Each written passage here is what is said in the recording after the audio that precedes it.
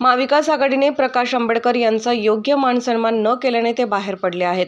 महाविकास आघाडीने प्रकाश आंबेडकर यांना जी वागणूक दिली ती उचित नव्हती। वंचित स्वबळावर लढणार असल्याने भाजपला फायदा होईल की नाही असं म्हणता येणार नाही। निवडणुका आहेत, निवडणुकीत काय गणित होणार हे प्रत्येक मतदारसंघातील परिस्थितीवर अवलंबून राहणार आहे।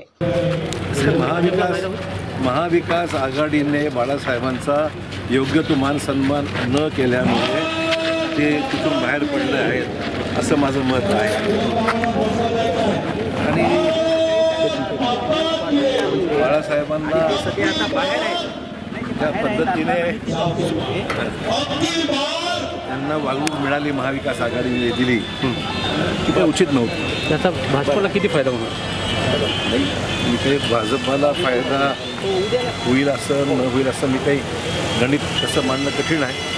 शेवटी निवडणुका आहेत, निवडणुकीमध्ये शेवटी काय गणित होतात प्रत्येक मतदारसंघाची परिस्थिती अवलंबून राहणार आहे। थँक्यू।